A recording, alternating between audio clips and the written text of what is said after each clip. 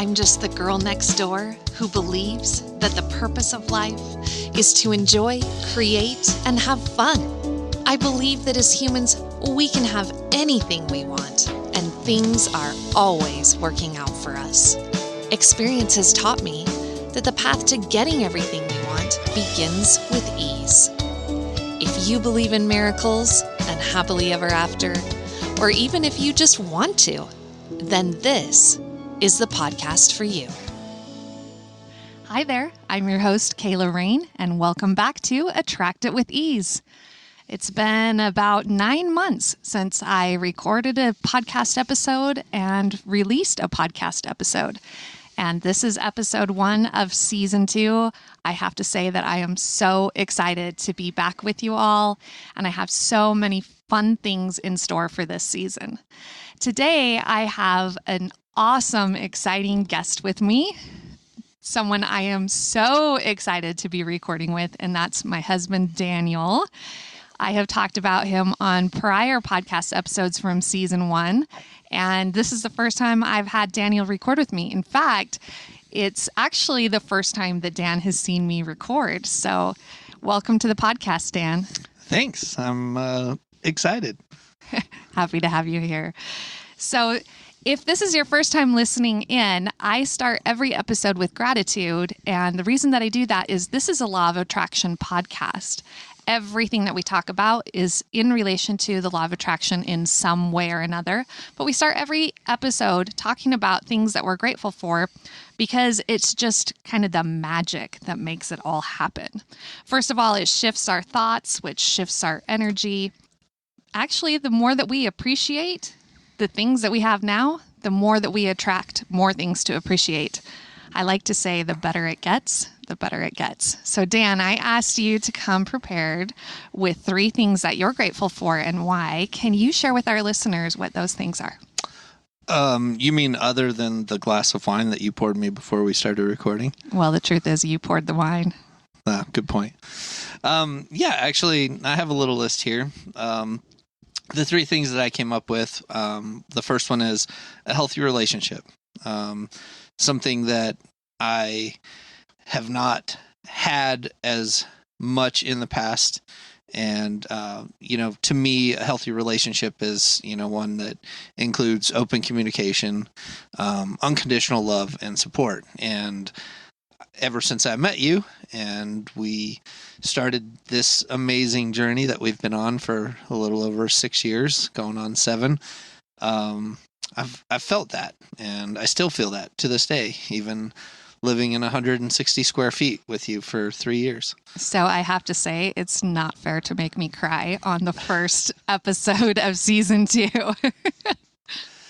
I feel like our vows all over again. Second one for me is a good career. Years ago, I came out of the oil field and started to pursue a passion of mine in photography and loved it, but struggled. And, it was feast or famine a lot of times. And so since being here in Reno, where we live now, I found a stable job with a good company that, allows me to still access and, pursue my creativity, and, gives me an opportunity to kind of stretch my skills in so many different ways with all of the past history that I have and the skills that I have. And so, that's been something that's been a pretty big change for ever since we started dating over the last couple of years, having that stability. I love that.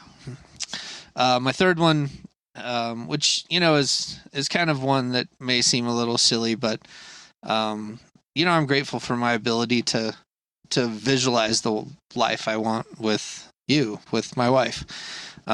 We constantly dream about, the perfect home and the perfect place and what that life leads us, to. And, I feel like even though we live in, this small space, we still have the ability to dream and, just not let the day-to-day of life get in the way of, our ultimate goals and dreams. And, I feel like a lot of people I mean, I'm guilty of it too. Just get caught up in the mix, and then you just go day in and day out, and you don't, keep focusing on, what you ultimately want. And, I feel like we are always talking about that, the perfect piece of property, the perfect house that we could see on that property.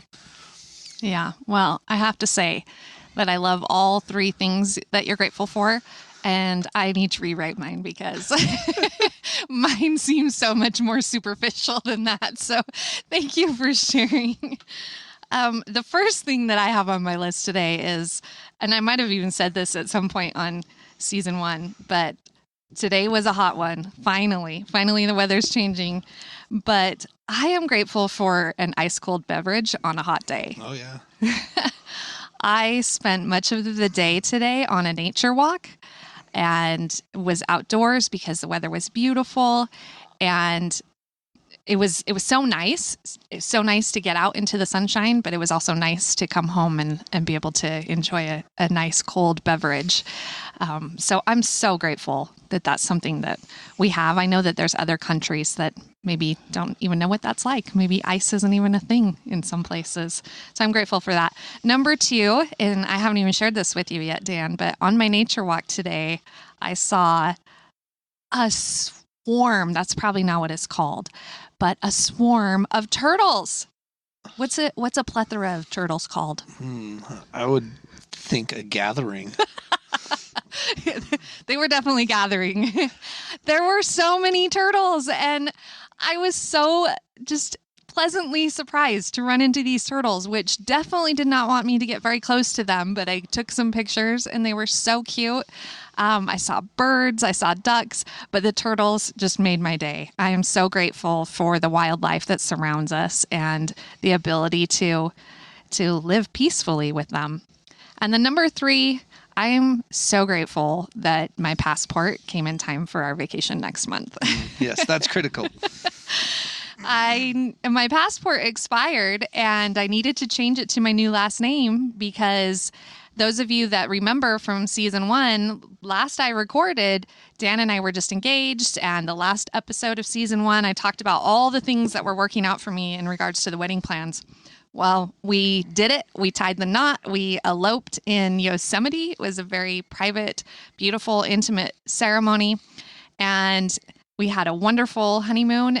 And now we're ready for another vacation. It's several months later and we're ready. And I'm so grateful that the pandemic has kind of calmed to the point that we can finally leave the country. And I'm so grateful my passport arrived in time. Yeah, no, I'm grateful for that too, because I would have hated to take that vacation alone. Ha ha. So today I want to talk about something that I think you will easily be able to reflect on. In fact, you alluded to it quite a bit in just your gratitude. We're going to talk quite a bit about what it's like to live tiny, but I promise that it does relate to the law of attraction, and let me kind of explain what I mean by that. I've recently been reading a book called Think Like a Monk. It's by Jay Shetty. And I'm only about a third of the way into the book, but at the very beginning, he has you reflect on what your personal values are. So I've really spent some time trying to determine what are my values. And it's funny because you kind of think you know what your values are until somebody asks you to list them. That's true. And then it was difficult for me. I asked you, I said, what are your values? And you did not know. And I didn't know initially either, but I've tried to start developing a list and I keep adding to it. But just mentioning some of the things on my list, one of my values is family. One is freedom. One is nature. I value service. What? I said those are all good. Sorry. Well, whether they're good or not, it doesn't really matter. They're my values. So what you think doesn't really matter. But I value growth and peace. And I don't know if I said compassion. But those are some of the things that I came up with my values. And what I thought was interesting is after you reflect on your values, Jay Shetty, the author of Think Like a Monk, has you kind of start looking at how much of your free time and how much of your free money, or I don't mean free money, but expendable income is more what I'm trying to say. How much of that is spent on your values versus on things that you don't value. And so when I really started thinking about that, I realized that not a single one of my values has anything to do with tangible physical items. But a lot of my money and a lot of the world spends their money on material things, whether it's clothes or makeup or cars or houses or all of those things. Those items that we tend to spend our income on and often our time on probably don't make our values list. What do you think about that? No, I think that's true. I mean, I think when you say the term values, most people, reflect to like, what are your family values? Like not necessarily what you value as a person. Like I value my car because it gets me to and from work, that sort of thing. Well, I would say you appreciate it. Right. But when you talk about what do you really value in life, I don't know that car makes it to the list. No. And I really doubt that it does for anyone. If you really were asked to list like your top 10 values, I don't think your car would be on there for anyone. And maybe I'm wrong. Maybe there's somebody out there who's like raising their hand like, no, that's me. But I really think at the end of the day, what's really important to us are the relationships we have and the kind of people that we are and how we're able to give back. And when we look around at the things that we appreciate, I think it is nature and beauty for so many of us. And so it's funny that we tend to spend so much money on physical, tangible things. And so this conversation kind of leads me into our lifestyle, which you alluded to a couple of times. For those that aren't aware, Dan and I live tiny. Dan, do you want to explain to our listeners what I mean by we live tiny? We live tiny on a whole separate level than most people. We live in Hank. That's what we've named our tiny house. It is a 1990 military truck, 5-ton, M923A2. On the back of it is a cabin of sorts, if you will, that is I like to describe it as the average walk-in closet size, the size of a walk-in closet for, the average home that is being built these days. But it is 160 square feet. It is very quaint, very compact. And at times being 6'4" is very awkward to climb in and out of bed, to go into the closet, to grab my clothes, to just go into the bathroom. So it is very tiny. It is tinier than most people have the care to live, nor the dream. And not only that, what's kind of ironic about our tiny house is it's tiny on a giant truck. That's true.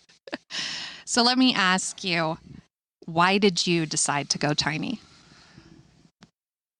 When we first started dating, maybe 6 months and year into it, we started talking about what we wanted out of life. And for me, I had been in the, corporate, somewhat corporate, I guess the oil field isn't so corporate, but in that corporate world where I just literally chased a paycheck, whatever I could do to make as much money as I humanly possibly could. And I realized, looking like at the end of that season in my life, I realized that like I was not doing anything that fulfilled me, and it wasn't, fulfilling. Yes, it was great to be able to take care of the people that I cared about and, have money, but I also realized that money isn't everything and it's not fulfilling. Some people might disagree with that, but for me, I wanted to pursue something that really, was more fulfilling for me. And I, chose photography. And in doing so, my goal was to not only fulfill myself, but also, have less to be able to do more. And that was one of the things that I remember, when we started talking about going tiny, that we were in like such in sync with, is we didn't care about our first house that we got together was much too large and, huge. And we didn't need all that space. And we had double the furniture. And, as we started getting rid of things and then, we eventually moved to Sedona, it was like, yeah, we don't need nearly, like, you just realize how much crap you just accumulate. Yeah, I think every time a person moves, they realize how much stuff they own. It's so easy to not really feel the weight of the things that you own until you physically have to move it, because we have a tendency to put it in drawers and in closets and behind drawers and packed away in the garage, and we don't actually really know how much we own until we move it to another location. And especially if that location is smaller than the first one, trying to find a space for everything is where I think people recognize, oh my gosh, I have way too much stuff. Yeah. So when we first started talking about going tiny, we talked about a lot of different options. We really considered buying a school bus and converting it. We talked about potentially buying an ambulance and converting it. We talked about all the non-traditional ways that we could go tiny. And at the time, we were looking at potentially a life on the road. In all of those conversations, until right before we moved into Hank, I don't think we had any idea that we would go as small as we have. Would you agree? No, I would totally agree. I mean, we bought the vintage teardrop trailer that we renovated together, and that was going to be more of kind of a weekender, adventure. But when we finished that, we were like, holy crap, this is really small. The interior of it was the size of a full-size bed. It was, not large at all. And although quaint and very cool to pull behind the Jeep, not practical for a life on the road. Excuse me. So that's why, we pursued other options, and we didn't, we're not traditional in the sense. And so, yes, the trailer build tiny houses are amazing, and we've fallen in love with many designs, of that, but we wanted to be different. And so that's what, made us kind of look in that direction. And then we stumbled on Hank. Yeah, that was actually a pretty amazing opportunity that landed in our laps. And I think it was one that we just knew we had to take advantage of. When we hiked Havasupai Falls, when we hiked in and out of there together, I don't even remember what year that was, probably like 2016 or 2017. 17, I think. I think that's when I truly realized, because we'd been talking about going tiny for so long, but I think living out of a backpack for days and being in just the most beautiful scenic place in maybe the whole country, to go through that experience and realize how little I needed to be happy, I think that was probably the defining moment for me, where I was like, okay, I really don't need stuff to get by. And we've had so many amazing experiences and vacations together, in the Jeep with the rooftop tent. And we've gone exploring, and we've gone, on road trips for a week at a time. And, we've had whatever we could pack in the Jeep, but just some food and some clothes and a camp stove and some water and just essentially a roof over our head, and that roof being a tent, was enough to satisfy us and enough for us to be able to live a happy life. And I think that's really where we decided moving into 160 square feet maybe wasn't as crazy as most people think. So let me ask you, now that you live in Hank, what's it like? I mean, it's challenging for sure. It has its challenges.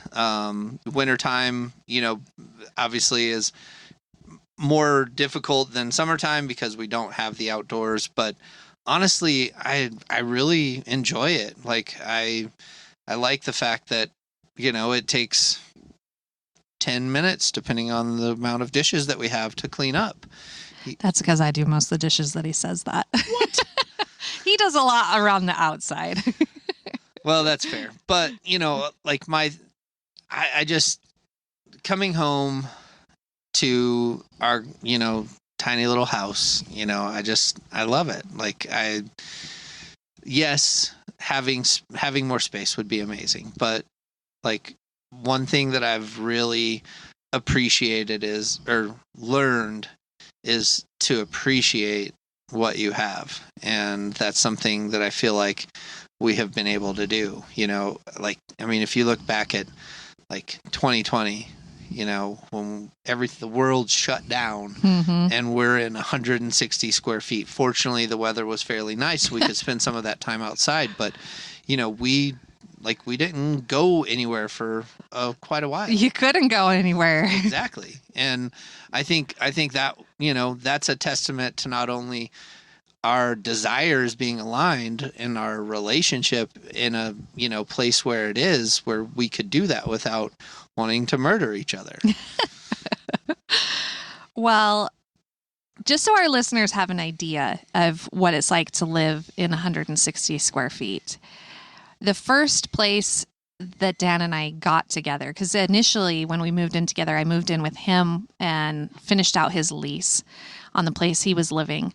But we ended up renting a house together, and I think it was around 2,400 square feet. Does that sound right? 2,200, I believe, yeah. Okay, so it was over 2,000 square feet. And as Dan mentioned, we had double of everything because I had a house that I moved out of, and he had a large apartment that he moved out of. And so we had 2 large sectionals and more than 2 televisions and 2 beds and dining room tables, 2 everything. And so even just condensing to 1 and deciding which items to keep was a big challenge for us to compromise, especially when you're in a new relationship and you're hoping it's going to work out because you're moving in together. But it's kind of like you don't want to get rid of everything necessarily in case it doesn't work out. But we kind of navigated our way through that and filled a 2,000 square foot home. And then after we had lived there for some time, we moved to Sedona. And in Sedona, we moved into, I think it was 1,100 square feet. Yep. So it was half of the space from before. And so we'd already kind of gotten rid of about half of our stuff and just moving in together. And then moving to Sedona, we had to kind of cut it in half again in order to just be able to fit everything. Oh, absolutely. I mean, I remember just distinctly giving away a trailer full of stuff and a pickup bed full of stuff that was going to be of no use to us and had been in storage for the last year as it was. Yep. And then even as we settled into our place in Sedona, it was a 2-bedroom, 2-bath, and we found that the second bedroom never got used unless we had a guest over. It wasn't even used. We didn't use it for anything. In fact, until we were moving out of there, we didn't even really use it for storage. It was just empty space. So we found real quickly how much less space we needed than what we had been living with prior in our lives. So leaving Sedona and moving to the Reno Tahoe area where we are now is when we made the decision to finally transition to living tiny. So Dan, tell our listeners how much of the 1,100 square feet that we were living in, what percentage of our stuff do you think we tossed or donated or sold or got rid of? When we left Sedona, I would say we got rid of about 80% of what we owned. Simply because it was not going to fit in our moving truck. Not just the moving truck. We weren't as concerned about the moving truck. No, but that was, that was a challenging thing, trying to figure out the size moving truck that would work. But we did get down to the point where loading day, I was giving stuff away to my friends who were helping me load. Because I was like, oh, well, I guess this won't fit. So, okay, hey, come and get this, grill. Come and get whatever, and so, but we got rid of about 80% of what we owned. We decided to keep some of the home decor, some of the crystals, some of the things that we knew we were going to go super tiny, but we knew we would eventually want a little bit bigger place. And so, it was kind of we didn't want to get rid of literally everything we owned, because there was some sentimental value, and some things that were important to us. Right. So we do have a storage unit, but the majority of the storage unit houses tools, camping gear, sporting equipment, and my ever-growing Ray Dunn collection. Which takes up 80% of the storage. That's not true. So, just to reiterate, we first got rid of half of our stuff when we moved in together. Then we halved it again when we moved to Sedona. And then we got rid of 80% to move tiny, correct? That's correct. So let me ask you this question. Thinking back on all of the stuff that you used to have that you got rid of in one form or another, do you have any regrets? Ooh. I don't think so. I mean, we've gotten rid of a lot of stuff. I love my parents dearly, but I learned over the years as a child watching them never want to get rid of stuff. Now, fortunately, they've gotten better, but it's easy as a child to take on the habits that your parents have. And, I would just hold on to things because I could use this one day. I've got a use for this. I get that from my dad. My dad's always like, I could definitely use this. There's going to be something down the road. And truthfully, in our relationship, even, there's been times when I'm like, see, I told you, I held on to this. You said I was crazy, but now I can use it. And it's fitting the bill for this project that I have. But I think all in all, I don't think that there's really anything that I've gotten rid of that I really, truly regret. Okay. That's good. So now let me ask you this. As you were transitioning to tiny house living and you were getting rid of 80% of the 50% and the 50% of what you used to own, what was that like? What did it feel like? And did you have a range of emotions about it? I think it was freeing. It was definitely freeing. You had a slightly different experience, which I want you to talk about in a minute. But I think the interesting thing that I really got down to when I really started okay, now it's time. We have to get rid of stuff. It's 2 weeks away and there's still a half a garage full of stuff. Is I started realizing that I had to stop putting value on things. I had to stop saying, oh, well, this costs this much, and so I have to get this much for it. Because if I'm choosing this life, if I'm choosing this freedom that I want to be from the restraint of things and, those items, I realized it's going to go to a different home. Somebody else is going to appreciate it. That story, one man's trash is another man's treasure, is true. And not that it was my trash, but a lot of it was trash. There was useful things. But at the end of the day, I had to separate myself from an attachment. And, it was initially I was excited. I was super excited because I was like, you know what? We're going to get this super cool tiny house. We're going to make a life of it. We're going to do something new and something different. And so it was just, I once I got over that hill of stop putting value on things and realizing that the value that I'm going to gain from getting rid of this stuff is going to create that much more opportunity for me to experience life and to travel and to, adventure, which is something, we've always done. Yeah. Well, you said an interesting thing. You said that you needed to basically get rid of the attachment to your things, which is funny because the title of this episode is Detachment. And the reason that I picked that is, again, going back to the book Think Like a Monk, Jay Shetty talks about how to find true happiness, you have to understand that nothing in life is permanent. Nothing lasts. Everything will end at some point. Even our life will end at some point. Our relationships will end at some point. Everything we own will only be with us for a period of time.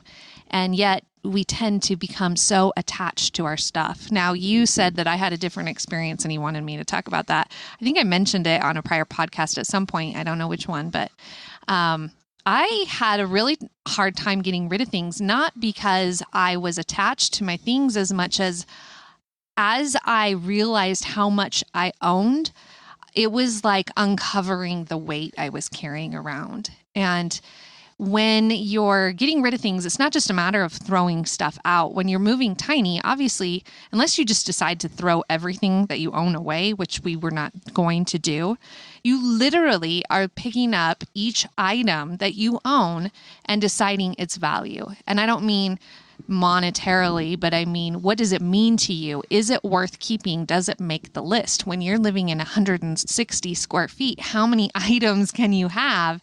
And which are the top priority? And that weighed a lot on me, besides the fact that we had spent so much time downsizing. As we had talked about going tiny, I had started cleaning out closets. I'd started cleaning out drawers. I was selling things online. I was donating things, and I did it multiple times. And when, like you said, we were coming down to the wire and it was the last couple of months or last couple of weeks, really going through like every little drawer and every little cupboard and even looking at like every single dish and deciding, do I need this? Can I fit this? You know, it weighed a lot on me, and I had a couple panic attacks. Like literally it caused a lot of anxiety for me. It was so hard for me. And again, it wasn't because I was attached to the things or it was hard for me to let it go. I just realized the position I'd gotten myself in all these years and all the things that I owned that I didn't care about. So let me ask you now that you're living in 160 square feet, and yes, we do have a storage unit with some other items, but thinking about what you kept and thinking about what we've acquired since we've moved in here, because we've purchased, we've bought things, we've acquired since we've been here. But thinking about all of those things, what percentage of what you have now, what percentage of the 20% that you kept do you feel like you could do without? Ooh, that's a good question. You know, I think the interesting thing about that question is there's stuff in storage that we are acquiring to plan for our larger place. Like, you know, we do want to eventually live in a little bit larger place. And I say little bit, like a couple hundred square feet more, maybe, you know, a few hundred. We've, you know, talked about that, but still less than 1,000 square feet, and we would be plenty happy. Man, the percentage of things that I think I could get rid of now. Well, I've just thought about like, I've put on weight since I've moved here. So I kept clothes that now don't fit me, that I could stand to get rid of. There's shoes I've bought, and I would say there's shoes I could toss that I don't wear anymore or don't wear as much. Things like that. If you just kind of mentally think about what's in the house and what's around, what percentage of what you currently have do you think you could be okay with getting rid of if you had to? I think that number would be actually pretty large. I mean, you know, all in all, you know, there are things that we would keep because it matches the lifestyle that we both desire, but I think, you know, it's easy to acquire things. You know, you got me a grill for Christmas. Is that something that I absolutely have to have? No, I could deal without a grill, you know. I would say probably, if I had to pick a number, you know, 30 to 50% of what we have right now, you know, I could probably stand to live without. I mean, there's been a large amount of stuff that we have in storage that we haven't accessed in, you know, some time. And so there's certainly stuff there that I could stand to live without. You know, but again, that dreamer side of me, you know, I dream of, you know, all that camping we're going to do, which we will. We will. But, you know, like those are the things. Like I still have all my climbing gear because I love that life, that canyoneering and adventuring. And so, you know, do I have to have it? No, I could probably find a home for it and give it away. So I think there's things I could live without for sure. Well, the good news is this is not an intervention. I'm not asking you to get rid of anything. That's good. But I am, conscious of the fact that although I think we live quite comfortably with what we have, that we truly could still live a quite wonderful, blessed life with probably half of what we currently own. It really is just the necessities. And again, I'm not looking to downsize half again, but it just kind of puts things into perspective and going back to how we spend our money and how we spend our time and what percentage of that is spent on the things that we actually value. So I just have a couple more questions for you. Since we've been talking about how much we currently own, tell me one or two of your favorite things that you've kept. Ooh, that I've kept since we moved here, or just that I've kept in general? It just, I guess, in general. Like, what are some of the things that you really love and appreciate that you are surrounded with in our tiny space? I think, and I know that you have, you don't have the same appreciation, but tools are very useful for me. I work on my own Jeep. I just put a lift on my Jeep by myself. Well, with the help of a friend, just the other day, 2 days ago. So tools are, something that is, I'm a handy guy. I like to try to do things around the house. Maybe not this house as much, just because no, don't bring it up. Don't bring it up. This is things we're appreciating. But I think tools are definitely something that I appreciate, I say day in and day out, but often, because I do access. I think one of the other things that I am grateful for is, being able to stay connected to, the everything going on. And so having access to power for our tiny house, Wi-Fi, those are some things that I think are valuable. You're looking at me strange. You just kind of took the question in a weird direction. Sorry. I was talking about the things that you surround yourself with, and I was like, Wi-Fi surrounds us. It's all around us. It does surround us. It's not real tangible, but I do like lost. that your mind went to gratitude. So I'll give you a bonus point for that. Okay, so what would you say is one of your favorite things about living tiny? That's a really good question. I think one of my favorite things is that we can afford to do other things. We can afford to, because our cost of living is considerably less than the average home, especially when we consider we're living in Reno, Nevada, which is the next California. And we have the ability that we can, take vacations, that we can go on weekend adventures. We haven't been on one in quite some time, but now that the weather's nice, I've got the Jeep rebuilt. We're making plans. We're making plans. But, I think having, the ability for us to, do things for ourselves, we both support, if you see something and you want it and you like it and it's something that you value, then you treat yourself. And, whether that's a nice dinner and, date night or a Mercedes. That's true. That's true. Maybe not everybody's first go-to, but we're talking about a 1999 Mercedes, by the way, but a Mercedes nonetheless. Yeah. But I think, one of the things that I value the most about living tiny is that we don't have a lot of overhead. We're able to afford a nice life, and I think that's kind of cool. It is really cool. What would you say is one thing that owning less stuff has taught you? Just how little you actually need. It's how little I need, or how little you need, or both. Yes. I think most people can't really like fathom the fact that they don't need certain things in their life. And for each person that's different, but like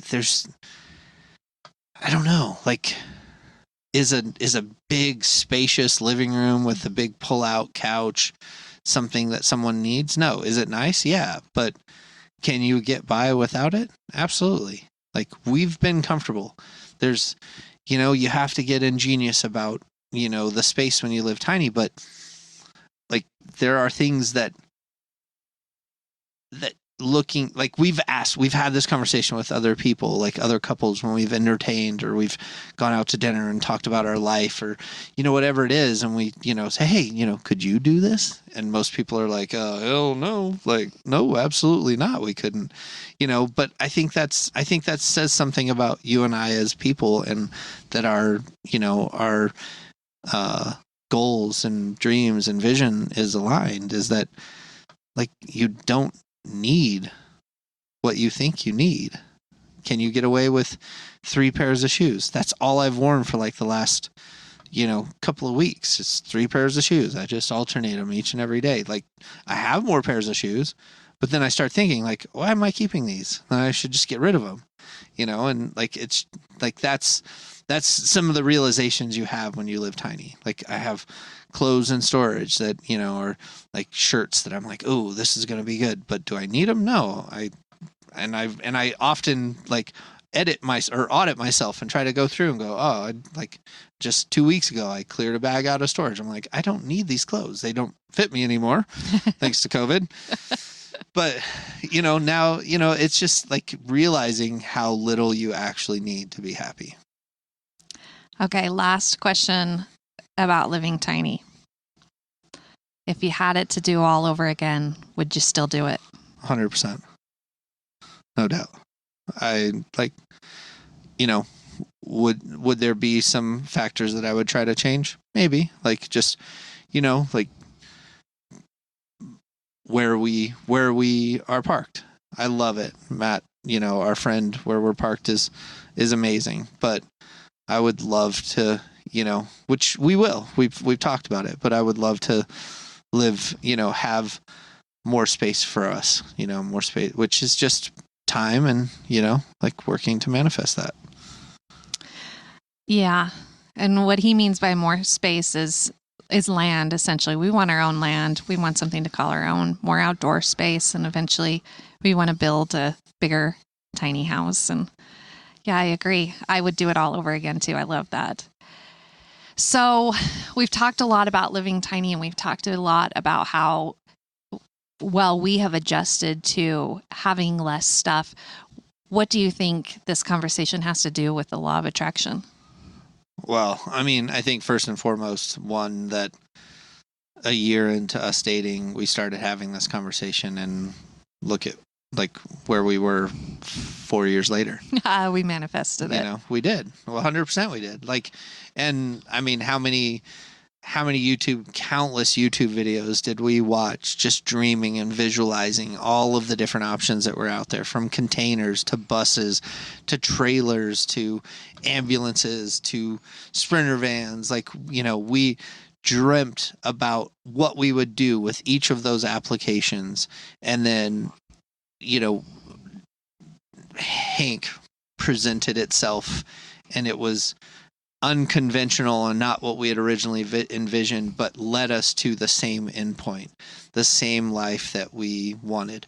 Did we visualize, being on the road? Yes, absolutely, we did. But life changes, you roll with the punches, and, from getting in and priorities changing, when we moved here to Reno to get closer to Lake Tahoe and to family, and our priorities changed, and so we just kind of rolled with it. But I think at the end of the day, like, it just shows how aligned we were in our vision, and like we were able to, bring that to fruition. Absolutely. Yeah. You said so much more than I thought you would. I agree. That definitely is exactly the law of attraction in action. I think the conversation is important for our listeners because I think sometimes the things that we have, or the things that we feel that we need, or the things that we feel like we're lacking, the way we compare ourselves to others, especially on social media, and the way that the world makes us think that we're not enough or we don't have enough, or even the way that we value success, I think it causes unhappiness. And I think just by recognizing that things don't make you happy, that right there is a lesson in the law of attraction in and of itself. I wrote down a quote I'm going to read real quick that I have saved in my phone that I think is awesome. It says, "We need to rebrand what we're saying success looks like. It's not the stuff, the bags, the shoes, the cars, etc. Success has got to be linked to happiness, to purpose, and waking up every day with a genuine smile." And to me, that is what the law of attraction is about. Sometimes we find ourselves in a rut, or we find ourselves feeling bad or feeling sorry for ourselves. And it's usually because we're focusing on the wrong things. And those things are either comparing ourselves to others, or feeling like we aren't as successful as we'd like to be, or we're not where we would want to be in life. And so many of those thoughts are related to physical, tangible things, but that really isn't what determines our value as a person. And like I said, and we started talking about this conversation, it really has nothing to do with the things that we really value in most cases. So every podcast episode that I have, I end with an action item for our listeners, because I think it's important to have a conversation about things that we can do to improve our lives or to help bring about the things that we're trying to manifest. But it's not really fair to just talk about it conceptually if we don't start talking about, well, how do we do that? How do we implement the change? So I do have an action item for our listeners today. And that action item actually comes from the book, Think Like a Monk. And that action item is not what you think it is. It's not going to be to go through your closets and get rid of things. It's not going to be downsizing. Actually, that action item is for you to take some time and list out your personal values, to try and determine what your personal values are. And you don't have to set a number on it. It doesn't have to be 10. It could be 3. It could be 5. It can be whatever you really value in life. But once you come up with that list, and like me, it can be a changing list. It doesn't have to be set in stone. You can continue to add to it as you recognize other things that you value. But take a week, and every time you go to spend some discretionary income, meaning you're going to spend money that isn't allocated towards your bills, ask yourself the question, which of my values does this align with? Because I think that you'll realize that we have a tendency to spend money on things that really aren't important. And if it's not aligned with your values, it doesn't mean that you can't buy it. But just having that awareness to stop and think, and to try and consciously do that every time you spend money, I think will help us recognize how much energy and money and time we're spending on the things that don't really matter to us instead of the things that do matter to us. What do you think about that? No, I fully agree. Just thinking back, and I don't remember the full context, but one of the best Super Bowl commercials that was out for this Super Bowl was, I can't remember the actor's name, but he was walking through talking about, do you think one day you're going to regret not having all the stuff and buying that car and buying this and buying that? And it was this whole kind of tongue-in-cheek joke about it. But I thought it was interesting because truthfully, we're such consumers. We're programmed to be consumers that you just buy the stuff because society tells us, or you think you need to. But I think stopping before you necessarily, or before you just consume, or before you just buy, and asking that question is really valuable, because you might doesn't, like you said, doesn't mean you can't buy it, doesn't mean there's anything wrong with you buying it, but does it align with your values? Does it align with your goals and your dreams and the things that you truly value out of life? And I think that's huge if people just slow down and think about it. I like that. Well, I'm going to wrap things up and let our listeners know about a giveaway that I have for season 2. In season 1, I did a weekly giveaway where if listeners would leave a review of the podcast, they would be entered into a drawing for a theme bracelet where they could choose a theme word for the year and have it custom made on a bracelet. Season 2, same kind of contest. I call it a contest. I guess it's not really a contest, but same kind of offer. But rather than a theme bracelet this year, I have actually custom created manifestation journals. And Dan, you've seen these, but our listeners, you'll be able to see what they look like on the website, attractitwithease.com. But these manifestation journals are not just a lined journal. They're not just for you to just write your thoughts. They were made with intention. They have separate pages for 50 different things that you'd like to try and manifest into your life. You write out why and what and when and basically all the details of what you'd like to manifest. And then you list out the things that you can personally work on to start trying to do what you can with what you have from where you are to start bringing those things about. But then the second half that makes this journal real different than any other manifestation journal I've ever seen is it's kind of designed like a scrapbook, where once you actually achieve your manifestation, you can list down the date, write some thoughts, and then even insert a photo that helps you remember that experience and kind of what it felt like to achieve that. So I have a limited number of these journals. Like I said, they were custom designed by me. And if you leave a review on the podcast, you'll be entered into a weekly drawing to win one of these journals. I'll ship them for free to the US or Canada if you're a winner. If you're listening from another country and you're interested and are a winner, reach out to me at hello@attractitwithease.com and we'll work out the shipping. So I'm excited, but please let me know what you think of our content and leave me a review. I'd love to hear from you. And again, subscribe. And I look forward to talking with you next week. Dan, thanks for being a listener and a participant today. Do you have any final thoughts? No, thanks for having me. It's actually been a lot less nerve-wracking than I thought it might be being on the wife's podcast. But when you live in 160 square feet, there's no place for me to hide. So that's true. No, it's been really great. And I thank you for having me. Thank you. I'll talk with you soon. Have a great night.